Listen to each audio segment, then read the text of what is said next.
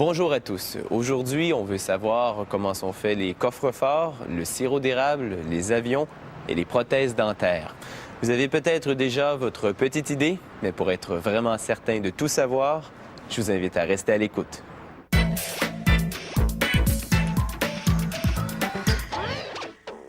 Fabriquer cet objet, c'est vraiment un boulot ingrat. Bien peu de gens pourront l'admirer de l'intérieur. Je parle bien sûr des coffres-forts. Et là, vous avez hâte qu'on vous révèle comment les fabricants s'y prennent pour rendre leurs coffres-forts inviolables. Mais même eux ne mettent pas la barre si haute que ça. Ils cherchent plutôt à rendre la tâche tellement difficile aux malfaiteurs que s'ils réussissent à l'ouvrir sans se faire prendre, ils méritent presque de s'enfuir avec la cagnotte. Des feuilles d'acier de près de 4 cm d'épaisseur. Voilà de quoi décourager bien des voleurs. La flamme de cette machine brûle de l'oxygène et de l'essence pour y découper les plaques qui serviront de mur au coffre-fort. L'eau étouffe les gaz créés par la coupe. Une soudeuse munie d'une version manuelle de cette flamme effectue les dernières coupes afin de dégager les plaques. Ce gros aimant est très utile pour les empiler. Notez que chacune des plaques est numérotée. Cela permet de les assembler dans le bon ordre.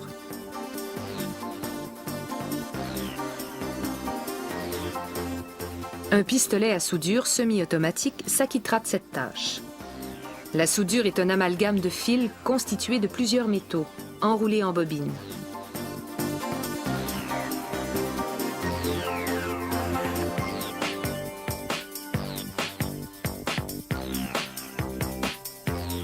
Ailleurs dans l'usine, une scie semi-automatique coupe des barres de métal.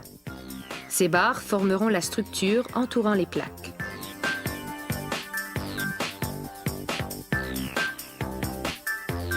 Pendant ce temps, une autre machine, appelée une tourelle, façonne des barres d'acier en pièces amovibles pour le mécanisme de verrouillage et pour les charnières. Ce liquide laiteux est un lubrifiant.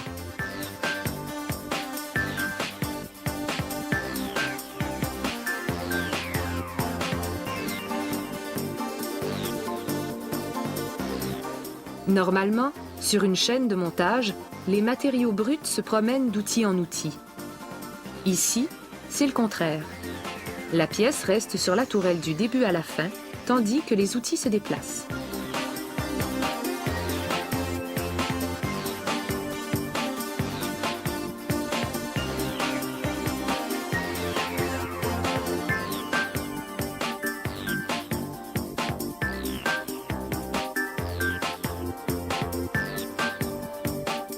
Les travailleurs plient des feuilles de métal coupées au laser dans une presse pour fabriquer différentes parties du coffre et de son mécanisme.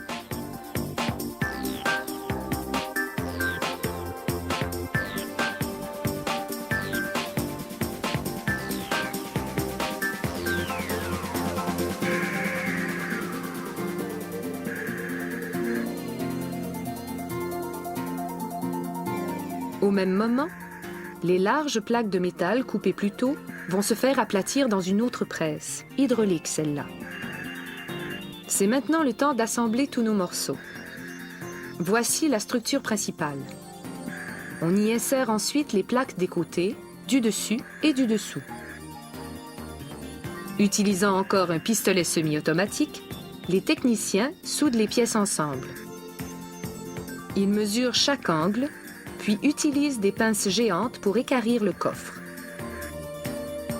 Finalement, ils installent la plaque qui se retrouvera à l'arrière du coffre et soudent les joints.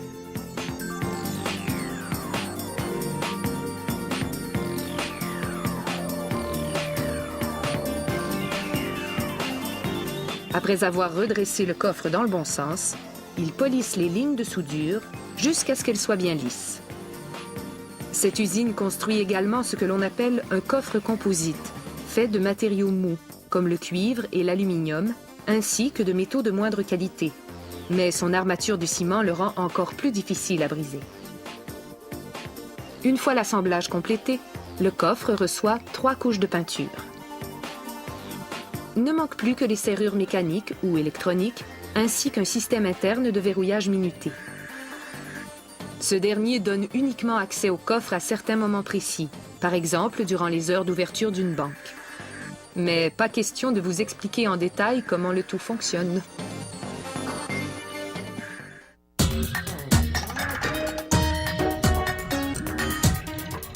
Un matériau inusable, c'est le rêve de tout fabricant, sauf peut-être les fabricants de prothèses dentaires. Car les anciennes prothèses de porcelaine étaient justement inusables, mais c'est les os de la mâchoire qui finissaient par subir l'usure qu'aurait dû être celle de la prothèse. Avec les dents d'acrylique, on n'a plus ce problème. Elles s'usent avec le temps et les os ne s'en portent que mieux. Mais on n'a pas le choix de les remplacer une fois de temps en temps. Ça, c'est une feuille de cire. Après l'avoir chauffée au-dessus d'une flamme, on la presse sur un modèle de plâtre envoyé par le dentiste. Les techniciens de laboratoire l'utilisent pour préparer le porte-empreinte dont le dentiste se servira pour fabriquer un moule en caoutchouc plus précis. Ils appliquent une résine acrylique sur le revêtement de cire et forment une poignée afin de pouvoir l'enlever par la suite. Dès que l'acrylique a durci, ils le retirent et se débarrassent de la cire. Le dentiste remplit alors de caoutchouc ce nouveau porte-empreinte en acrylique. Dernier remplissage avec du plâtre pour fabriquer un nouveau modèle plus précis que le précédent. Il servira à fabriquer la partie supérieure de la prothèse.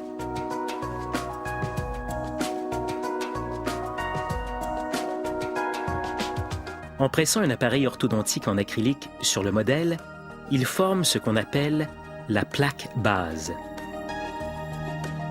Cette autre feuille de cire formera un rebord à la base. Ce nouveau modèle retourne maintenant dans la bouche du patient pour un autre ajustement. Puis, retour au laboratoire où les techniciens choisissent les dents qui imiteront le mieux celles du patient.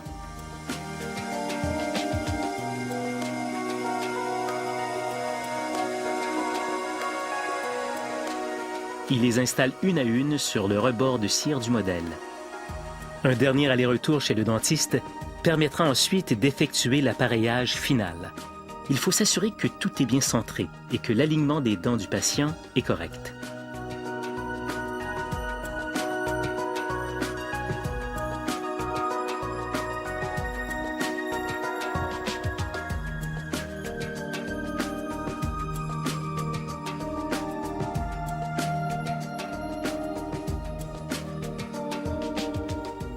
Et si le modèle s'ajuste et paraît bien, on peut enfin commencer à fabriquer la prothèse dentaire.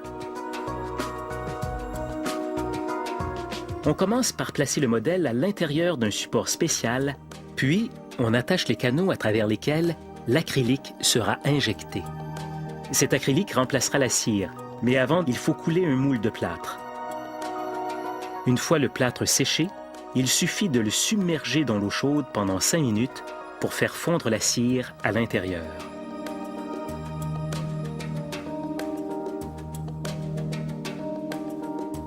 On le rince ensuite, toujours à l'eau chaude, pour enlever les résidus de cire. Appliqué au pinceau, ce produit chimique empêchera l'acrylique de coller au moule de plâtre.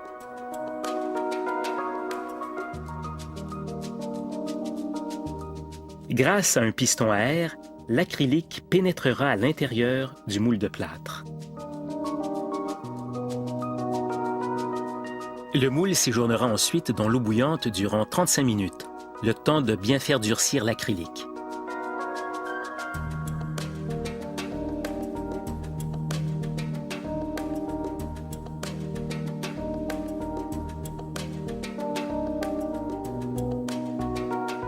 Le moufle refroidi, on peut enfin briser le plâtre et révéler de nouvelles dents solidement enracinées.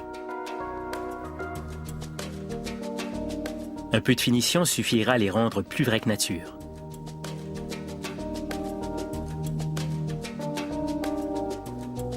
Un bain aux ultrasons les débarrasse du moindre résidu de plâtre.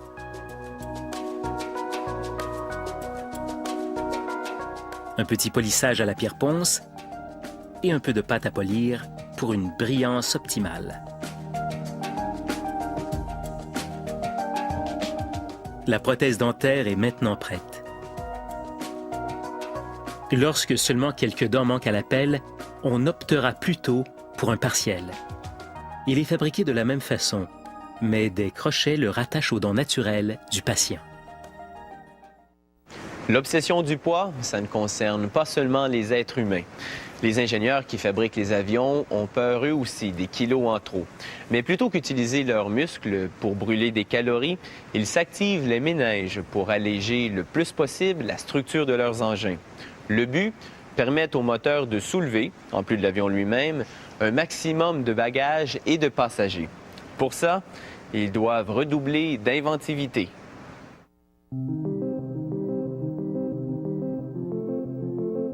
Pour construire le fuselage de ces aéronefs légers, il faut deux sortes de toiles. Une tissée de fibres de carbone et l'autre de fibres de verre.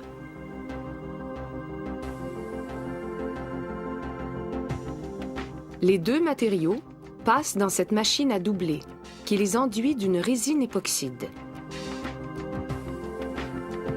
Les ouvriers déposent ensuite les bandes du tissu stratifié dans des moules. Ils doivent suivre les plans d'ingénierie à la lettre. Les positions précises des bandes y sont indiquées. Là où on souhaite une solidité maximale sans poids additionnel, comme par exemple dans l'habitacle, ils superposent plusieurs bandes de fibres de carbone. Pour fabriquer le fuselage, ils intercalent une couche centrale en mousse d'environ 10 mm d'épaisseur entre deux couches de fibres de verre. La mousse isole aussi bien de la chaleur que du froid et du bruit. Les ouvriers enduisent les bords et les joints de résine en remplissant tous les trous. Une fois la structure dans le moule, c'est le moment de la mettre sous vide. Premièrement, ils recouvrent le tout d'une couche de plastique perforé et d'un tissu respirant qui ressemble à une couverture de laine blanche. Une autre couche de plastique,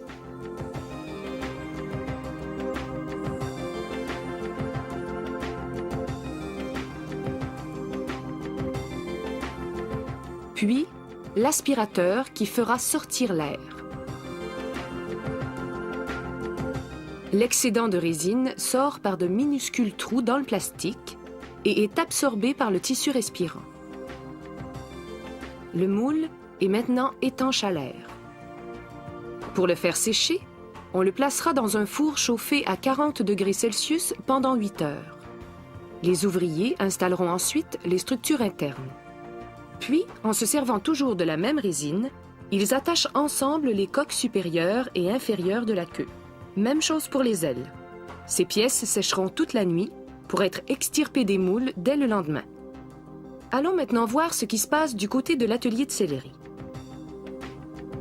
Les ouvriers enlèvent l'excédent de fibres de verre et découpent les fenêtres.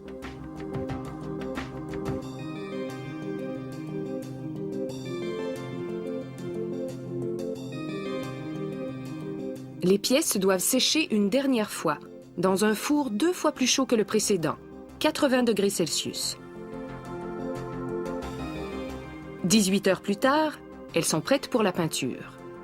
Les ouvriers sablent les pièces et les enduisent d'une couche d'époxyde. Pour la finition, ils utiliseront du polyuréthane qui résiste au vieillissement. Pendant ce temps, d'autres ouvriers assemblent et vérifient les différents composants, comme le système électrique. Un ordinateur guide une machine qui découpe toutes les parties de métal, dont le tableau de bord. Cette machine ne possède pas de lame, mais plutôt un jet de sable et d'eau assez puissant pour couper le métal.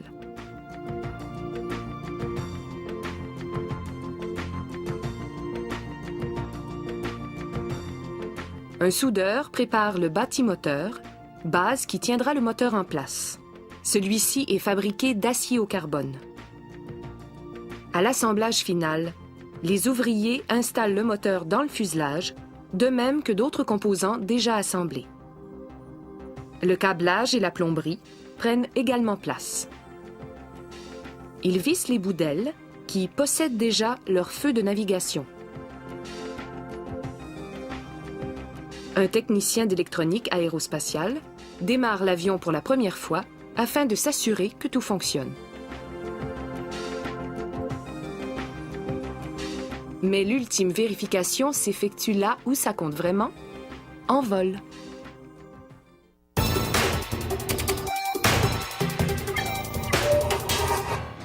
Saviez-vous que la qualité du sirop d'érable décroît à mesure que l'arbre revit? C'est parce que la sève, ou l'eau d'érable, est à son meilleur lorsqu'elle commence à circuler des racines aux feuilles. On obtient alors un sirop qui ressemble à une bière blonde. Plus la saison avance, plus le sirop est foncé, avec un arrière-goût à peine brûlé, qui ne fera pas de tort à vos crêpes, mais qui agacera les fins connaisseurs.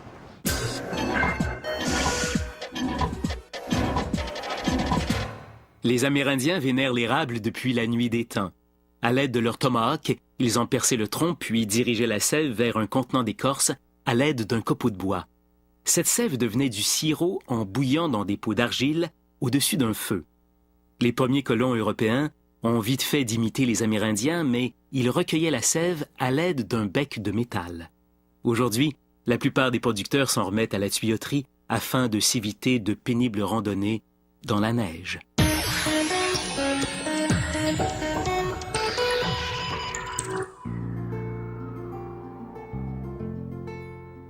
Le début du printemps est le meilleur moment pour recueillir la sève des érables. Le cycle du gel et du dégel modifie la pression à l'intérieur de l'arbre, ce qui permet l'écoulement du précieux liquide. Pour cela, il faut d'abord entailler les érables. L'acériculteur insère un chalumeau fait de métal ou de plastique. Il prend soin de ne pas endommager l'écorce, ce qui altérerait le goût de la sève en permettant à l'air de s'y infiltrer. Ne cherchez pas les traditionnelles chaudières à sève. Elles ont été détrônées par des tubes en polyéthylène qui transportent la sève jusqu'à de plus grands tubes collecteurs, puis jusqu'au poste de pompage. La sève contient 97% d'eau et seulement un peu plus de 2% de sucre. Pour augmenter le pourcentage de sucre, il faut la faire bouillir. 40 litres de sève donneront ainsi un tout petit litre de sirop. À mesure que le réservoir se remplit, la sève est automatiquement pompée vers la cabane à sucre jusqu'à ce réservoir d'acier inoxydable. Les producteurs à la fine pointe de la technologie utilisent une machine qui concentre la sève par osmose inverse. Résultat, son taux de sucre fait plus que tripler et elle doit bouillir moins longtemps. La voilà justement qui s'écoule vers l'évaporateur. C'est là qu'on l'amène à ébullition, jusqu'à ce que 66% de son eau soit évaporée.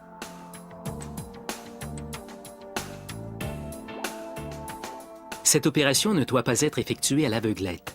Si l'eau s'évapore trop lentement ou trop rapidement, la couleur, le goût et la texture du sirop en souffriront. C'est là que la compétence du producteur fait toute la différence. Et les plus expérimentés savent même quand le sirop est prêt seulement en le regardant. Il vérifie tout de même son taux de sucre en utilisant un instrument appelé hydrotherme. Le sirop est enfin prêt, mais son périple n'est pas encore terminé. Il doit maintenant passer à travers un filtre presse pour être débarrassé de ses impuretés. Puis, il s'accumule dans des tonneaux d'une capacité de 190 kg.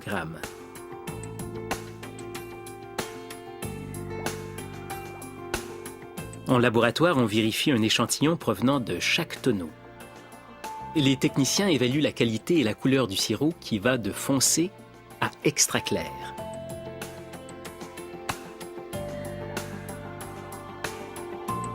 Après une petite escale à la pasteurisation, le sirop se dirige vers ces grands réservoirs en acier inoxydable. Ils préserveront le goût et la couleur en plus de prévenir la fermentation et d'empêcher le sirop de cristalliser. De retour au laboratoire, on fait appel au spectrophotomètre d'absorption atomique. Cet instrument analyse simplement la teneur en matière minérale du sirop pour s'assurer qu'il respecte les normes du marché. On chauffe encore le sirop.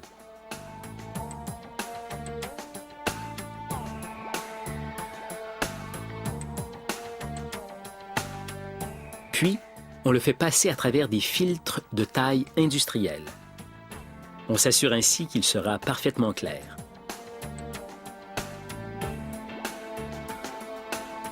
Juste avant de l'embouteiller, on le chauffe une dernière fois à 82 degrés Celsius. Cette étape stérilise les bouteilles et assure la conservation du sirop durant au moins 4 ans.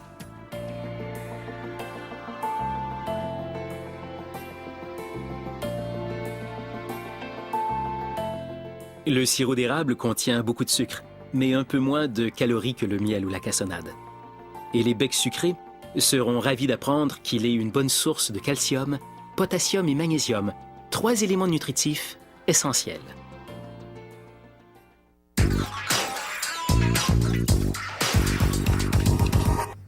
J'espère que cette émission vous donnera le goût de vous poser plus souvent la question « Comment c'est fait ?» Les réponses viendront peut-être de l'un de nos prochains rendez-vous ou de votre sens de l'observation. À la prochaine!